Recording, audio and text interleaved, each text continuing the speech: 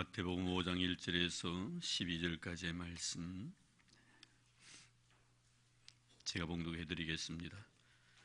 예수께서 무리를 보시고 산에 올라가 앉으시니 제자들이 나온지라 입을 열어 가르쳐 이르시되 심령이 가난 자는 복이 있나니 천국이 그들의 것이며 애통하는 자는 복이 있나니 그들이 위로를 받을 것이며 온유한 자는 복이 있나니 그들이 땅을 기업으로 받을 것이며 오해 저리고 목마른 자는 복이 있나니 그들이 배부를 것이며 긍휼히 여기는 자는 복이 있나니 그들이 긍휼히 여김을 받을 것이며 마음이 청결한 자는 복이 있나니 그들이 하나님을 볼 것이며 화평하게 하는 자는 복이 있나니 그들이 하나님의 아들이라 일컬음을 받을 것이며 의를 위하여 박해를 받은 자는 복이 있나니 천국이 그들의 것임이라. 나로 말미암아 너희를 욕하고 박해하고 거짓으로 너희를 거스려 모든 악한 말을 할 때는 너희에게 복이 있나니 기뻐하고 즐거워하라. 하늘에서 너희의 상이 큼이라. 너희 전에 있던 선자들도 이같이 박해하였느니라. 아멘.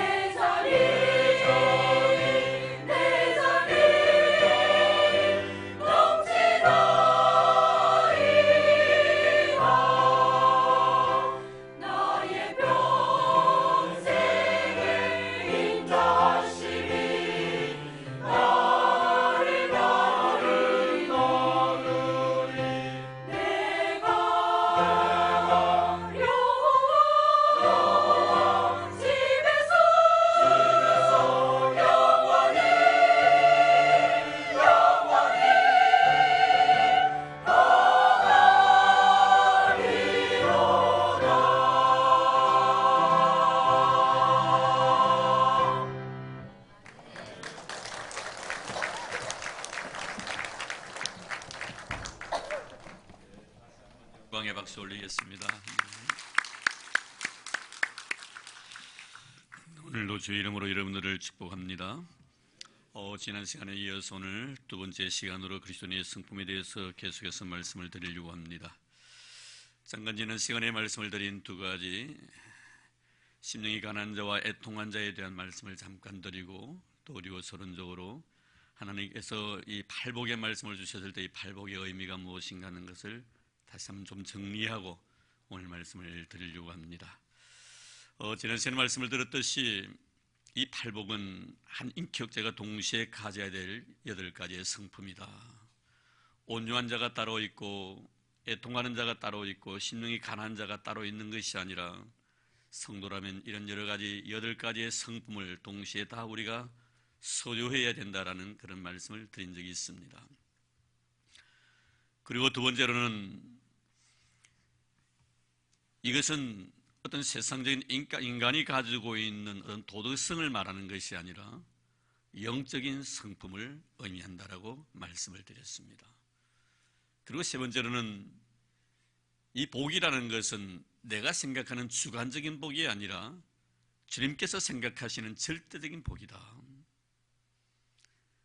꼭 이런 마음속에 내가 아무리 행복하다 하더라도 주님께서 행복한 것이 아니다면 행복한 것이 아니다 라는 것을 말씀을 드렸습니다. 그리고 이어서 심령이 가난한 것에 대해서 이 심령이 가난한 것은 자신은 하나님 앞에서 아무것도 아닌 영적으로 완전히 파산 상태에 놓여있는 자라는 것을 고백하는 자, 이런 자가 바로 영적 가난함을 소유한 자라고 말씀을 드렸습니다. 이것은 바로 자기 겸손을 의미하는 것이죠. 그리고 애통한다는 것은 자신의 죄인됨과 자기 자신이 세상에 살아가면서 짓는 죄로 인해서, 원죄와 자범죄로 인해서 마음 아파하면서 그 죄로 인하여서 통해 자복하며 눈물 짓는 이런 자가 하나님 앞에 복이 있다라고 말씀을 드렸습니다. 그리고 오늘은 이제 세 번째 복과 네 번째 복, 두 가지의 복을 동시에 또 말씀을 드리려고 합니다. 먼저 세 번째 복입니다. 오늘 5절 말씀에 보면 온유한 자는 복이 있나니 그들이 땅을 기업으로 받을 것이며, 예수님께서 복이 있다고 말씀하신 이 온유함이라는 것은 어떤 성품을 우리가 가지고 있는 것을 말할까요? 헬라어로 보면은 파라오스라는 단어를 썼는데 이것은 유순함, 도경이 온화하고 부드럽다, 이런 뜻입니다. 유순하면서도 온화하고 부드러움, 이것이 바로 온유함입니다. 그런데 오늘 온유함의 말씀을 주님께서 하시면서 심령이 가난한 자와 애통하는 자 그 다음에 이 말씀을 하셨다는 것은 분명히 두 앞에 있는 내용의 복과 연관이 되어진다는 것을 우리가 볼 수가 있습니다. 그렇습니다. 내가 하나님 앞에서 영적으로 완전히 파산당한 상태, 아무런 별 볼 일 없는 존재라는 것을 내가 인정되어질 때에는 내가 내 자신이 지은 죄로 인하여 마음 아파할 줄 안다는 것, 내가 지은 죄로 인하여 마음 아파하고 내가 하나님 앞에서 영적인 파산된 상태라는 것을 내가 인정할 때 하나님의 영은 나의 마음을 어루만지 쓰게 되시고 그 영으로 인하여 내 영혼이 아주 부드럽고 온화하게 변화되어가는 그런 영적 체험들을 우리 신앙의 세계 속에서 많이 경험하는 바입니다. 그래서 회개가 있는 영혼들은 마음이 부드러워지게 되어 있는 거예요. 유명한 신학자 겸 목회자이신 로이드 존스라는 분은 산상수훈에 대해서 연구에 대한 내용을 말씀하시면서 이 온유함에 대해서 이렇게 말씀합니다. 주님이 말씀하신 온유함이란 우리가 다른 사람을 대하는 태도를 가르친다. 그런데 이 태도는 우리가 내 자신에 대한 바른 평가가 있어야만이 가능하다는 거예요. 그저 남에게 부드럽게 대한다는 이 자체는 나에 대한 하나님 앞에서의 바른 평가가 이루어질 때 가능하다는 거예요. 그리고 내가 내 자신을 바르게 평가하지 아니한다면 난 절대로 온유한 사람이 될 수가 없다는 거예요. 내가 하나님 앞에 어떤 자인가를 알지 못할 때는 내가 온유한 사람이 될 수가 없다는 거예요. 그 바른 평가는 나를 하나님 앞에 세울 때 나타난다고 말합니다. 그래서 내가 영적으로 완전히 파산당한 상태라고 인정한 그때서야 내 마음에 너에 대한 온유함이 나타난다는 거예요. 그러면 덧붙여서 목사님은 이렇게 말씀합니다. 그러나 다른 사람이 나를 두고 영적 파산 상태라고 말할 때 그 사실을 인정하기 훨씬 어렵다는 거예요. 사람들이 나에 대해서 영적으로 별 볼 일 없는 사람이라고 말하면 나는 나도 모르는 사이에 본능적으로 화를 낸다는 겁니다. 우리는 모든 다른 사람에게 책망을 듣는 것보다 스스로 책망을 하는 쪽을 더 좋아한다, 이렇게 말하면 정말 정확한 진단입니다. 그렇지 않습니까, 여러분? 내가 하나님 앞에서 영적으로 파산당한 존재이다, 별 볼 일 없는 존재이다, 내가 주님의 그렇게 십자가 앞에 나가서 내가 참회의 기도를 드릴 때면 그런 기도를 수십 번 헤아립니다. 아니 수천 번 헤아릴 겁니다. 나는 분명히 하나님 앞에 내 자신의 영적 상태가 이렇다는 것을 고백을 하면서 다른 사람이 나에 대해서 당신은 영적으로 별 볼 일 없는 사람이야, 이렇게 말하면 굉장히 기분 나빠한다는 거예요.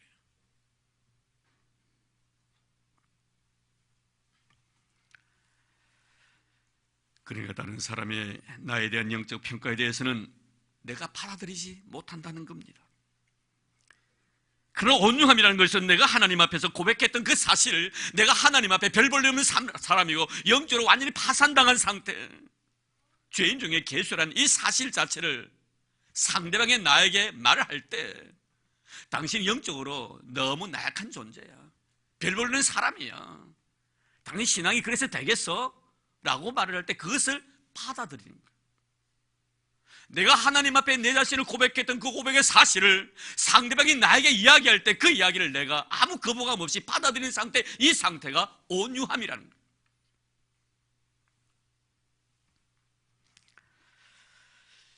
우리는 주님께서 이 말씀을 시편 37편 11절 말씀을 인용하셨다는 것에 대해서 우리가 눈여겨볼 필요가 있습니다.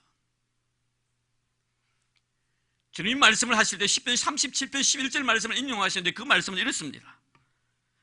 그러나 온유한 자들은 땅을 차지하며 풍성한 화평으로 즐거워하리로다. 시편 37편은 다윗이 쓴 시입니다. 그럼 우리는 은혜 속에 살아갔던, 하나님의 은혜 속에 살아갔던 이 다윗의 생애 속에서 이 온유함을 나타내 보였던 그런 사건이 있는가 한번 유추해 볼 필요가 있겠죠. 사무엘하서 16장 말씀에 보면은 우리가 잘 기억하고 있습니다. 그것은 그의 아들 압살롬의 반란 사건 때문에 압살롬이 자신이 다윗의 뒤를 이어 왕이 될 수 없다는 것을 알게 되죠. 그래서 아버지를 몰아내고 잠깐 동안 왕으로 군림한 사건이 나타나 있습니다. 이때 다윗은 너무 마음이 아파서 맨발로 울면서 피신을 합니다. 이런 다윗의 모습을 목격했던 베냐민파 사람이었던 시므이가 다윗을 향하여 저주를 쏟아냅니다. 피를 흘린 자여, 사악한 자여, 가거라 가거라. 사울 족속의 모든 피를 여호와께서 내게 돌리셨도다. 그를 이어서 내가 왕이 되었으나 여호와께서 나라를 내 아들 압살롬의 손에 넘기셨도다. 보라, 너는 피를 흘린 자이므로 화를 자초하였느니라. 지금 다윗은 아들의 문제로 인해서 너무 마음 아파하고 있습니다. 이런 가운데 설상가상으로 시므이라는 사람에게까지 또다시 저주의 말을 듣게 되는 겁니다. 얼마나 여러분 마음이 아팠겠습니까? 오죽했으면 그의 신복이었던 아비새가 다윗에게 이 죽은 개가 어찌 내 주 왕을 저주하리까 청하건대 내가 건너가서 그의 머리를 베게 하소서라고까지 말할 정도였습니다. 다윗의 반응 볼까요? 사무엘하서 16장 10절에 11절입니다. 왕이 이르되 스루의 아들들아, 내가 너희와 무슨 상관이 있느냐? 그가 저주하는 것은 여호와께서 그에게 다윗을 저주하라 하심이니 내가 어찌 그리하였느냐 할 자가 누구겠느냐 하고, 또 다윗이 아비새와 그의 모든 신하에게 이르되 내 몸에서 난 아들도 내 생명을 해하려 하거든 하물며 이 베냐민 사람이여 여호와께서 그에게 명령하신 것이니 그가 저주하게 버려두랴. 지금 다윗은 스스로 하나님 앞에서 자신은 하나님께 저주를 받아 마땅한 사람이라고 인정을 합니다. 우리 다윗의 마음속에서 앞에 두 가지의 복에 대한 말씀을 우리가 기억할 필요가 있겠죠. 다윗은 자신이 하나님 앞에 영적으로 완전히 파산 상태이며 하나님 앞에 얼굴을 들지 못할 정도의 죄인임을 고백합니다.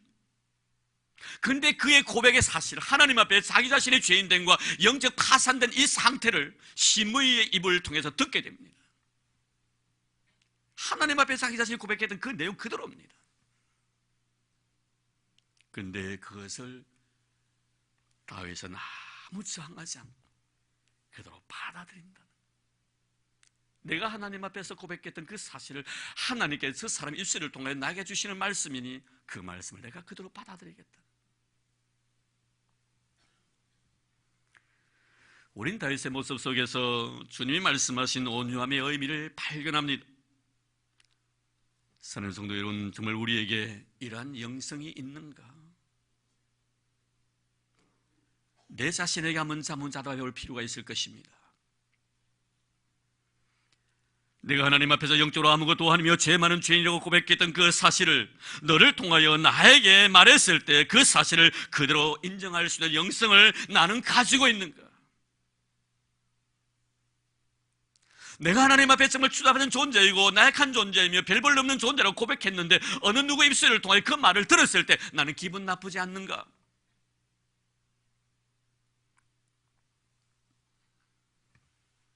주님은 우리에게 이렇게 말씀하십니다. 정녕 당신이 크리스찬이라면 이런 성품을 가지라고 말씀합니다.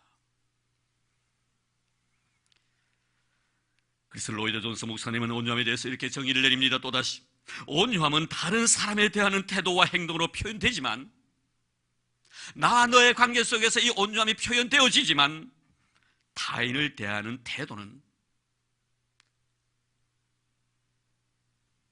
본질적으로 자기 자신에 대한 정확한 판단에 기초한다.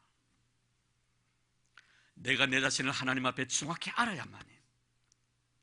상대방이 나에게 하는 말에 대해서 그것을 받아들일 수가 있다는 거예요. 그렇습니다. 내가 하나님 앞에 내 자신의 존재에 대한 정확한 판단, 내가 얼마나 하나님 앞에 나약한 존재인가를 내가 안다면 나는 온유해질 수밖에 없다는 거예요. 오늘 우리가 너와 나의 관계 속에서 온유하지 못하는 이유는 무엇입니까? 내가 하나님 앞에 정확하게 내 자신을 모르고 있기 때문에 그렇다는 거예요. 그래서 하나님 앞에서는 내가 죄인됨을 고백하지만 너가 나를 향하여 죄인이라고 이야기할 때는 기분이 상하는 거예요.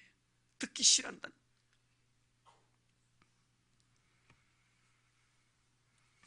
내가 상대방에 대해서 온유한 마음을 갖지 않냐고 있다는 것은 하나님 앞에서 난 여전히 내 자신의 영적 힘이 대단한 자인 것처럼 착하게 빠져 있다는 것. 또한 내가 하나님 앞에서 죄인이 아니라 의인이라는 간접적인 의사 표현이 될 수가 있다는 것을 우리는 알아야 될 것입니다. 우리가 너에 대해서 온유하지 못하면 나는 세리가 아니라 이미 바리새인이 되어 있다는 것을 우리는 알 필요가 있습니다. 그러나 반면에 상대방에 대해서 온유한 마음을 가진다는 것은 여전히 믿음으로 내가 산다고 하지만 하나님 앞에 모자람이 너무 많고 항상 나약한 나의 영성 때문에 실수와 허점이 너무나 많은 존재라는 것을 순간순간마다 인정하며 살아가고 있던 그런 존재라는 것입니다. 사랑하는 성도 여러분, 이 땅에서뿐만 아니라 저 천국에서 주님이 주시는 풍요로움의 은혜를 잊기를 우리가 원한다면 오늘 주님께 우리에게 주신 이 귀한 말씀, 온유한 자가 되십시오. 여기에 대해서 우리는 이삭의 이야기를 하지 않으면 안 되겠죠. 지난 주일 예배도 잠깐 동안 이삭에 대한 말씀을 언급한 적이 있습니다만 창세기 26장의 말씀입니다. 이삭이 우물을 팝니다. 그럼 누가 와서 자신의 소유권을 주장합니다. 그러면 이삭은 양보하고 그냥 그 자리를 피합니다. 또 다른 곳에서 또 우물을 팝니다. 그러면 또다시 와서 빼앗아버립니다. 그럼 또 다른 곳에 또 우물을 파요. 바보 같은 사람이라고 말하면 안 되겠지요. 이삭의 영적 세계를 우리가 이해할 수 있는 사람 같으면 참으로 이삭은 지혜로운 사람이라고 이런 말할 수 있을 것입니다. 그런 양보한 것은 결코 어리석어서가 아닙니다. 하나님 때문이었습니다. 그것은 그가 평생 동안 가슴속 깊이 간직하고 인생을 산 하나의 사건, 그것이 바로 모리아 산에서의 사건입니다. 그 모리아 산에서 그의 아버지 아브라함은 하나님께 여호와 이레의 축복을 받습니다. 그러면 그 여호와 이레의 축복은 아브라함의 삶 속에 그 대에서 끊어졌느냐? 아니라는 것입니다. 이삭은 생각합니다. 모리아 산에서 하나님께서 내 아버지 아브라함에게 주셨던 이 여호와 이레 모든 것을 예비해 주신 하나님의 놀라운 축복의 은혜, 아버지에게서 통해서 나에게도 주신 은혜라고 믿는 것이, 왜? 그 현장에 그도 그곳에 있었기 때문에.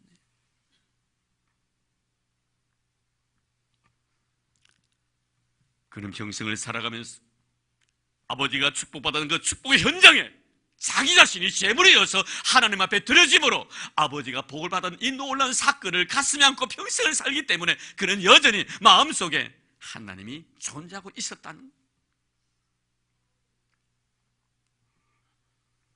그래서 이삭은 오늘도 계속해서 우물을 파는 거예요.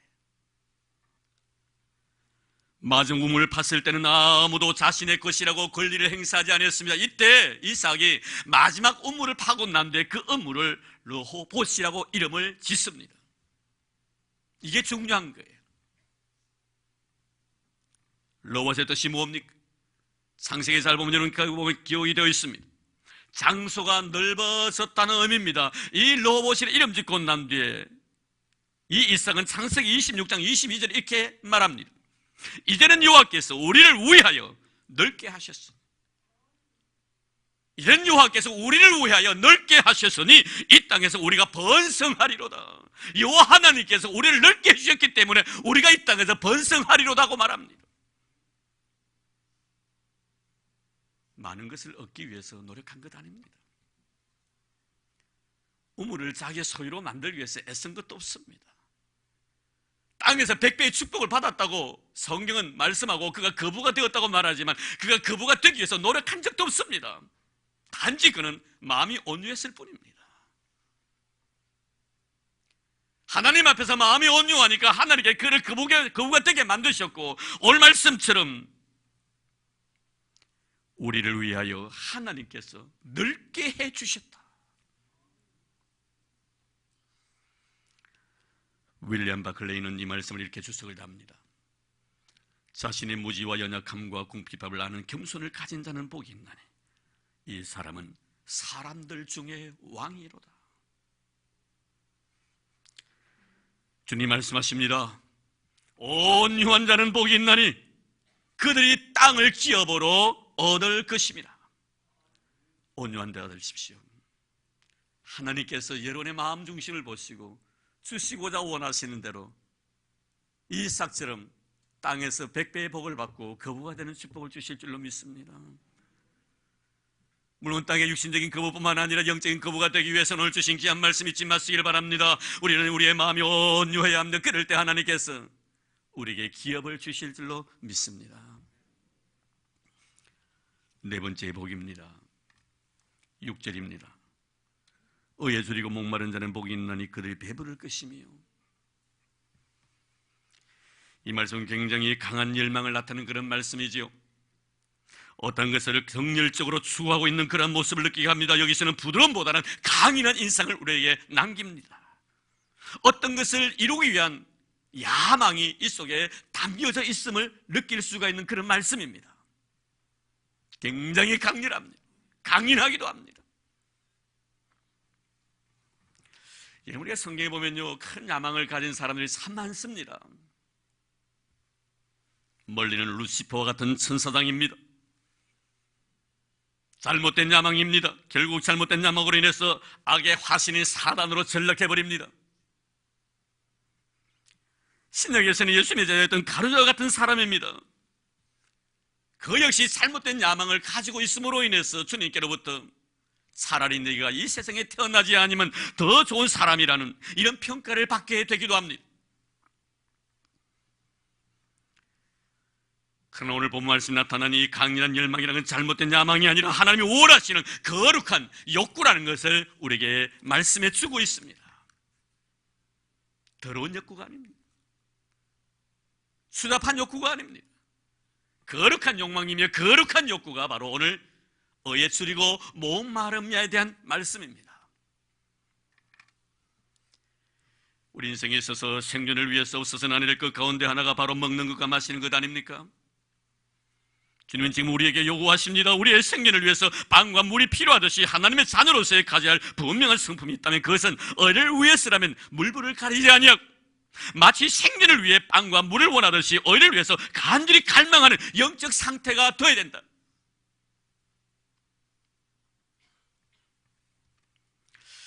그럼 여러분, 하나님이 나에게 요구하신 이 의, 물론 나중에 이 의가 무엇인가를 자세히 설명을 드리겠습니다만 이 의가 나에게 충족되었을 때 나는 그것으로 만족하고 끝하고 손을 놓을 수 있겠는가 하는 문제예요. 여기에 대한 해답은 영의 세계라는 것은 이 정도면 되어서가 없다는 거예요. 이 정도만 하면 만족해가 없다는 거예요. 영적인 세계는 계속해서 목마르고 계속해서 갈급하고 계속해서 굶주린다는 거예요. 그래서 찬송가에 가사가 있지요. 예수 더 알기 원함은 크고도 넓은 은혜와 내 평생의 소원 내 평생의 소원 대속해 주신 사랑을 간절히 알기 원하네. 내가 예수에 대해서 더 알고 싶다는. 바울 에베소서 3장에 보면 그렇게 말씀하고 있습니다. 17절 19절에 보면 믿음으로 말미암아 그리스도께서 너희 마음에 계시게 하옵시고 너희가 사랑 가운데서 뿌리가 박히고 터가 굳어져서 너희 모든 성도와 함께 지식에 넘치는 그리스도의 사랑을 알고 그 너비와 그 길이와 높이와 깊이가 어떠함을 깨달아. 하나님의 사랑의 높이와 깊이와 넓이와 길이를 깨달아 알기를 원한다. 우리 찬송은 또 그런 내용이 있지 않습니까? 하늘을 두루마리 삼고 바다를 먹물 삼아 하나님의 기록 그 은혜와 사랑을 기록한다 해도 다 기록지 못한다. 주의 사랑의 깊이가 얼마나 깊으며 주의 사랑의 넓이가 얼마나 넓으며 주의 사랑의 높이가 얼마나 높은데 우리가 자그마한 하나 사랑 알았다고 해서 그것에 만족하고 그냥 주저앉을 수가 있겠나 이 말이에요. 그 영적 갈급함이라는 것은 만족이 있을 수가 없다는, 계속해서 갈급하다는, 얻으면 얻을수록 더 얻고 싶은 열망이 내 마음속에 물붓듯이 일어난다는. 모세 한번 볼까요 여러분? 그런 가시떨기 나무에서 하나님의 현현을 보게 됩니다. 뿐만 아니라 10가지의 재앙을 통해서도 불기둥과 구름기둥을 통해서도 하나님을 경험합니다. 심지어 시내 산에서 그는 하나님과 대면하는 은혜를 얻게 됩니다. 출애굽기 33장 17절에 하나님 모세에게 이렇게 말씀합니다. 너는 내 목전에 은총을 입었고 내가 이름으로 너를 알미니라. 이미 이 정도 됐으면 안 됐겠어요 여러분? 모세가 이 정도 하나님의 은혜를 입고 하나님의 놀라운 신비한 하나님의 실존을 경험했다면 이 정도 했으면 만족하지 않겠습니까 여러분? 그런데 그렇지 않습니다. 모세는 그 다음에 보면 이렇게 말씀합니다. 33장 18절 출애굽기에 보면은 모세가 이르되 원하건대 주의 영광을 내게 보이소서. 또 영광을 보여달라는, 이미 영광을 보여주셨음에도 불구하고 또 영광을 또 보여달라니, 이게 뭡니까 여러분? 영적인 갈급함이에요. 영적인 굶주림이에요.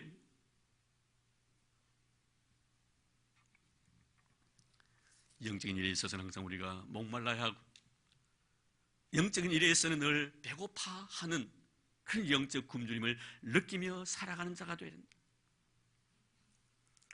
자, 그러면은 의가 그럼 무엇인가? 본문에 나타나는 의에 의해서 굶주리고 배고픈 사람이, 목마른 사람이 복이 있다고 말씀하고 있는데, 그럼 이 의가 무언가? 주님께 말씀하신 이 의, 디카이 오수나라는 단어를 씁니다.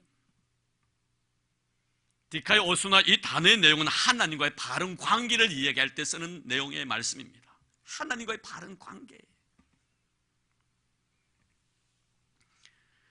그러니까 주님께 말씀하신 의에 줄이고 목마르다는 것은 하나님과 바른 관계 형성을 위해서는 어떠한 대가라도 치료를 하니 있다 할지라도 그것을 이루고자 원하는 간절한 열망이 내 마음에 있어야 된다. 이 말씀입니다.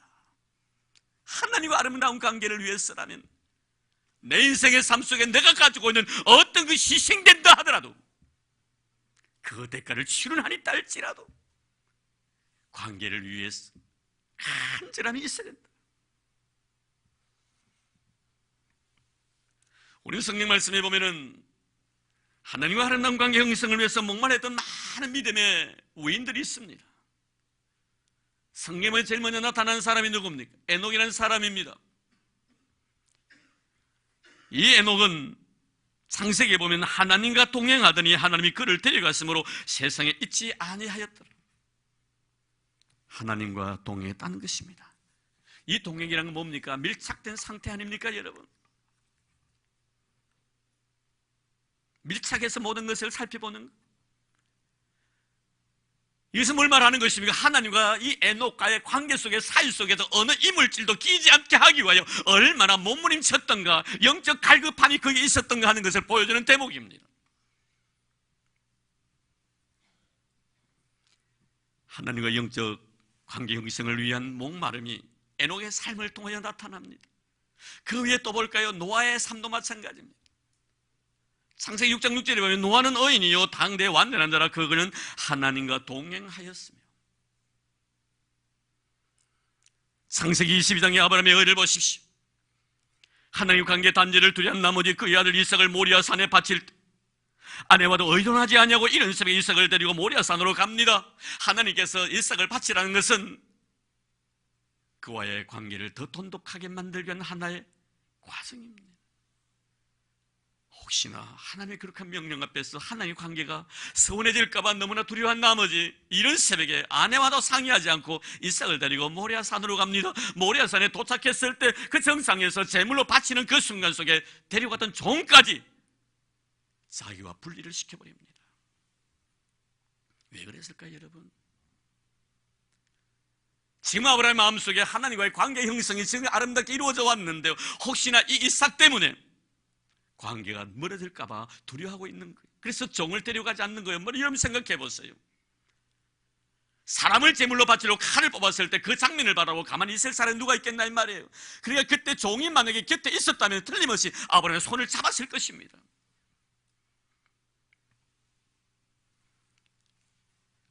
아브라함은 하나님과 관계의 방해가 될 수 있는 것이 바로 하인도 방해가 될 수 있다는 것을 알았기 때문에 그는 미연에 방지를 한 것입니다. 아브라함은 하나님과의 관계를 위함이라면 아들이라도 드릴 수가 있었습니다.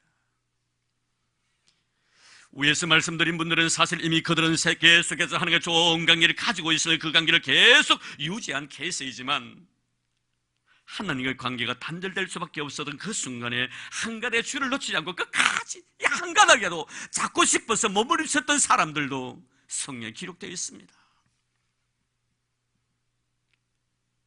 대표적인 사람이 또 여러분에게 다윗의 말씀을 드리고 싶습니다. 그는 바세바 사건을 통해서 하나님의 사람 나단을 통하여 책망을 받았을 때 그의 짐승이 젖도록 한없는 눈물로 밤을 지새우면서 이렇게 하나님께 고백을 합니다. 시편 51편 11절입니다. 나를 주 앞에서 쫓아내지 마시며 주의 성령을 내게서 거두지 마소서. 내가 주께 죄를 지었을지라도 주의 얼굴만 보게 해달라고 애원을 합니다. 밧줄을 다 끊어버리고 마지막 가늘이 가는 마지막 한 줄, 한 올, 하나님 이것까지 끊으시면 안 됩니다. 그 끊길까 싶었어. 주의 목전에서 나를 쫓아내지 말아주시고 이날까지 나에게 베푸셨던 그 놀라운 은혜 성령을 나에게 거두가지 말아주시옵소서.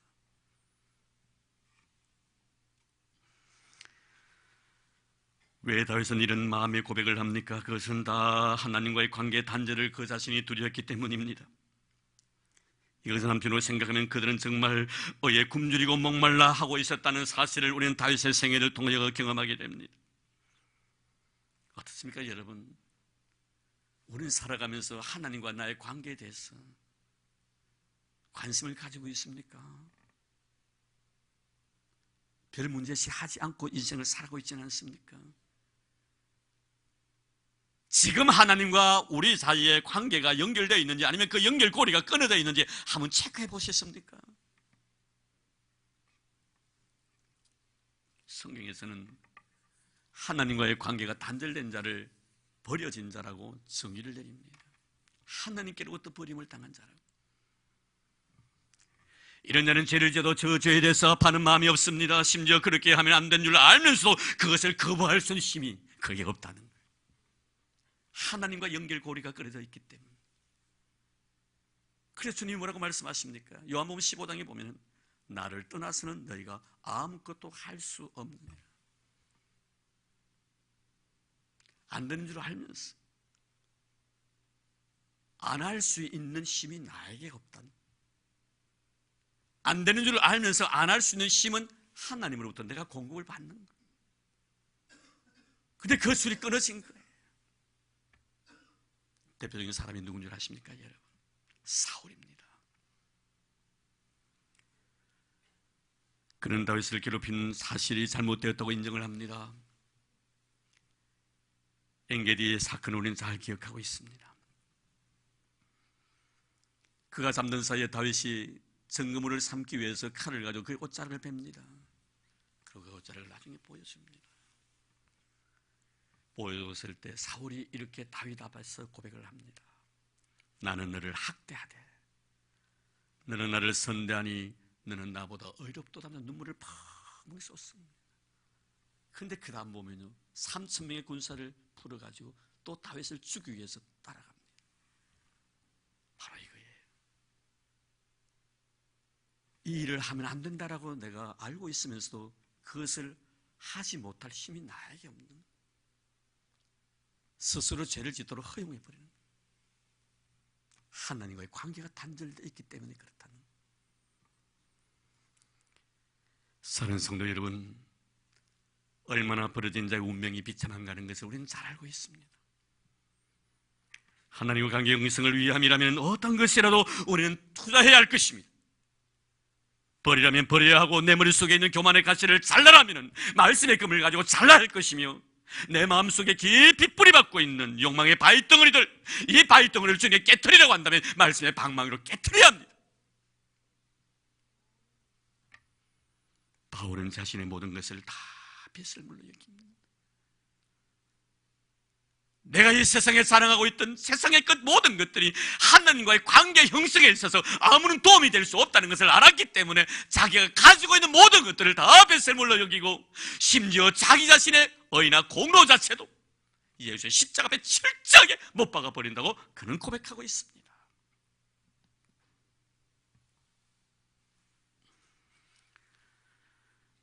그렇다면 우리는 내가 지금 의에 줄이고 목말라 하고 있는가 하는 것을 우리가 물어본다면 무엇을 통해 내가 줄이고 목말라 하고 있다는 것을 알 수가 있겠습니까?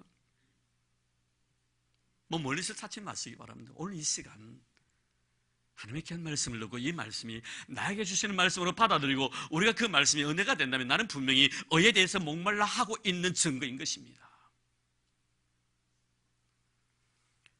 성교도는 이렇게 말합니다. 의를 가장 원하지 아니하는 사람이 의가 가장 필요한 사람이다.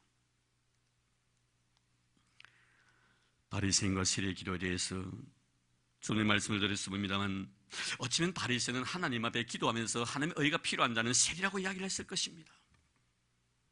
그런데 우리가 보면 그렇지 않지 않습니까? 주님께서 말씀하신 것은 뭡니까? 정말 하나님의 의가 필요한 것은 너다 이거예요. 바리새인이 아니라 너다 이거예요.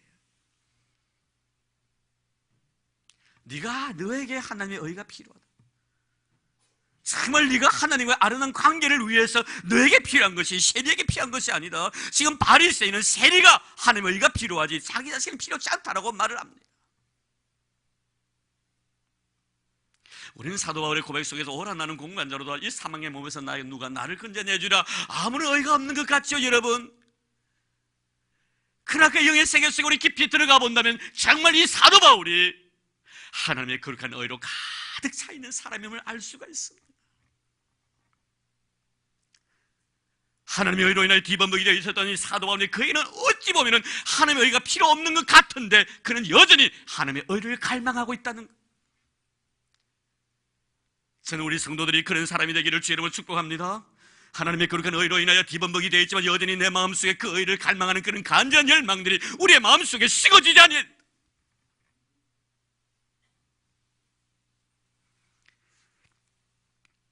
저는 마지막으로 성경에서 너무 늦게 목말란 한 사람을 여러분들에게 소개하고 말씀을 맺으려고 합니다.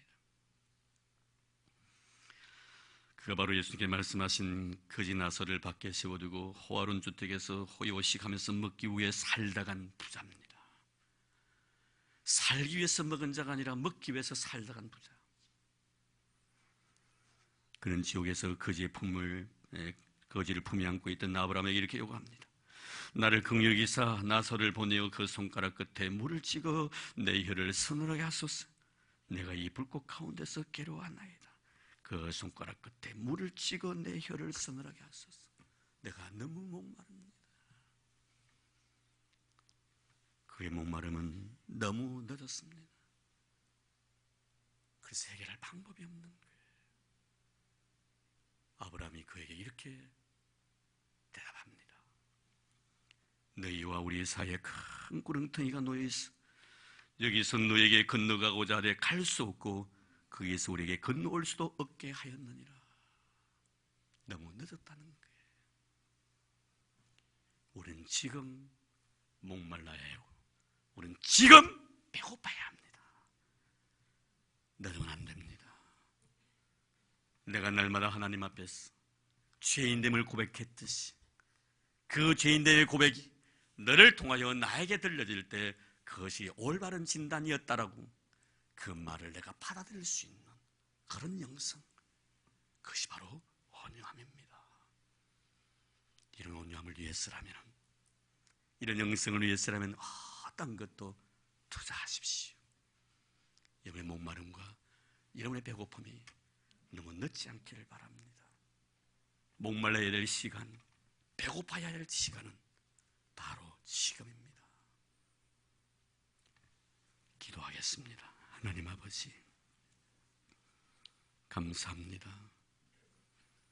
오늘 우리를 불러주시고 하나님의 사람으로서의 성품인 온유함과 그 의에 대한 배고픔에 대해서 생각해 보았습니다. 하나님, 우리 모든 성도들 이런 고운 성품 갖게 하여 주옵소서. 그리하여 땅을 기업으로 차지하게 도와주시옵시고 우리 하나님께로부터 배부름의 축복을 받는 저희들 되도록 은혜를 더하여 주옵소서. 이 헌금을 위해서 기도드립니다. 하나님, 귀한 예물 준비하여 주님 앞에 바칩니다.